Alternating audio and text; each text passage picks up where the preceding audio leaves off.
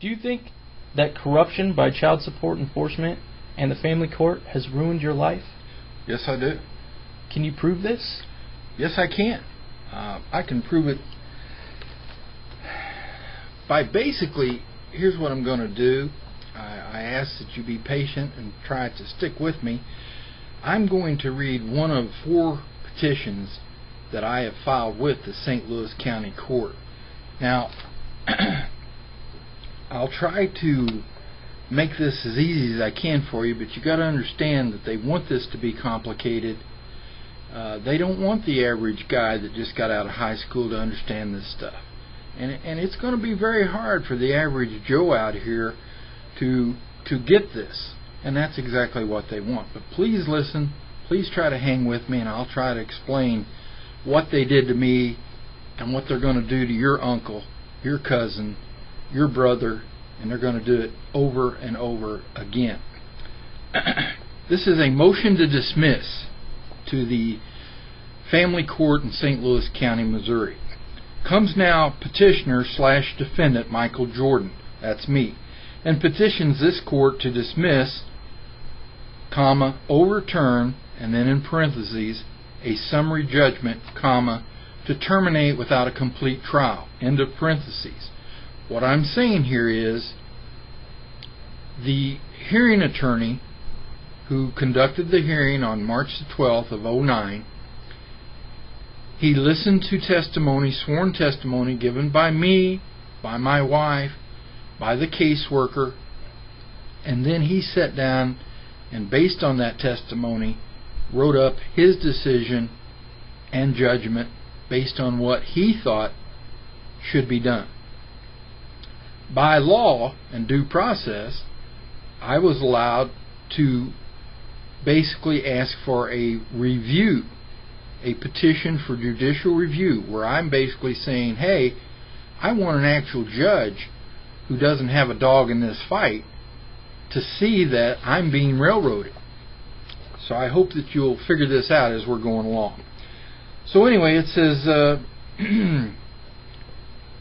to overturn or dismiss the decision and order, copy enclosed, issued by Attorney Mike Dwyer, an employee of the Director, Family Support Division, on approximately 3/12/09. Now I'd like to point out here that Attorney Mike Dwyer gets his check from the Director of Family Support Division.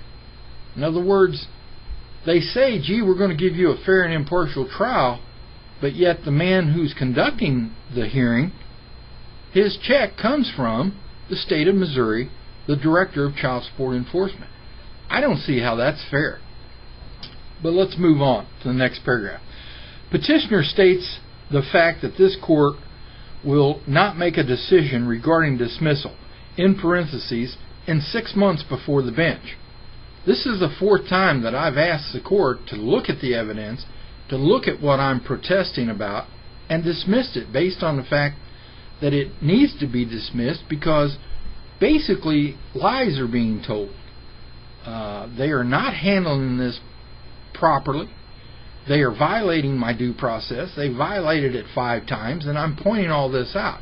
And I've given them 15 reasons. Any one of those 15 would be good enough to have this case dismissed, but yet they won't dismiss it. They won't rule against me. They won't rule for me.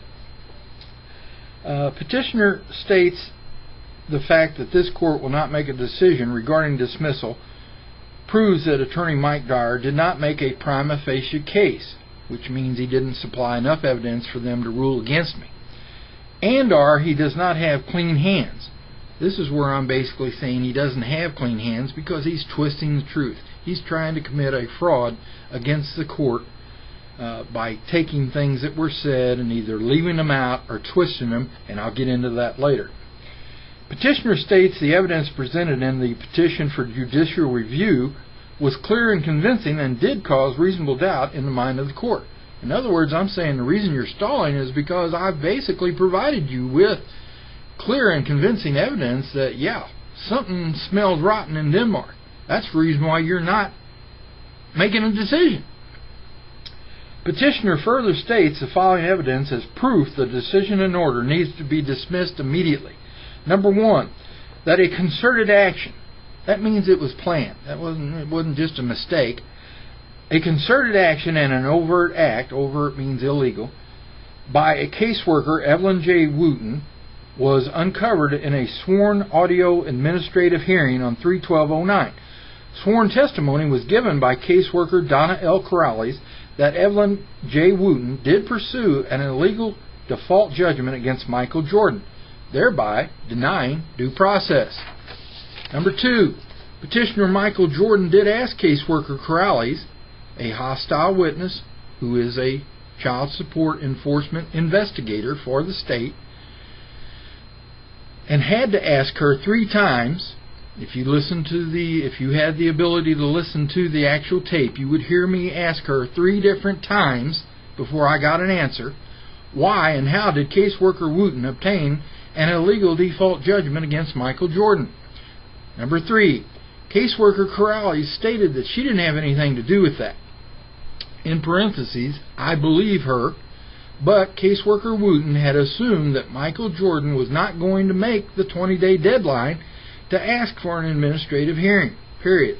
Caseworker Wooten asked for and received, now in parentheses I put, in order to receive, she had to request an administrative order from the director, Family Support Division.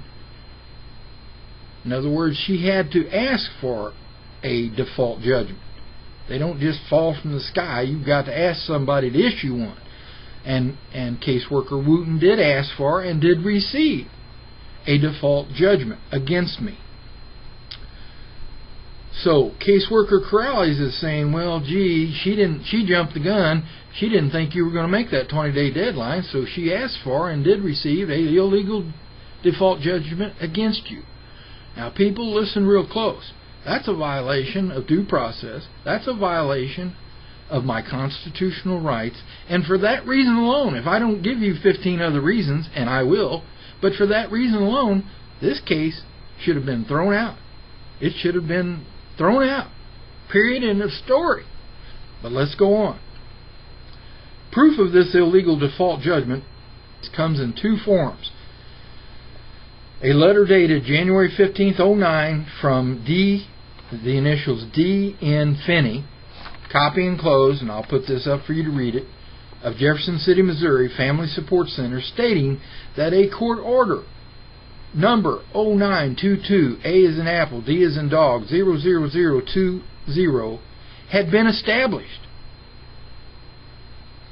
The second form of proof comes from another order dated 04/06/09 from Janice Mays of St. Louis City, copy enclosed. I'll give you a copy so you can read it. It is stamped and filed with the Circuit Clerk's office, Circuit Clerk Mariano V. Vuaza, who is the Circuit Clerk for St. Louis City, not St. Louis County. Now, the reason I mention that is because I live in St. Louis County. I should be being prosecuted in St. Louis County, and I told these people this, and they just don't get it. If you violate the speed limit in Maryland Heights, Missouri, you don't go to Ironton, Missouri. Whenever you violate a crime, it has to be taken care of in the jurisdiction that it happened. But anyway, let's get back to it here. This order, this vacating, and that's what it's called, order vacating administrative order. Please keep up with this because it's very, very important.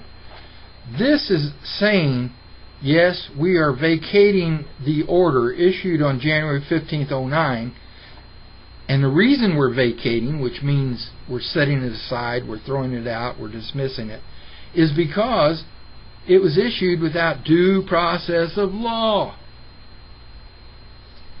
Do you get this, people? Do you understand what I'm saying?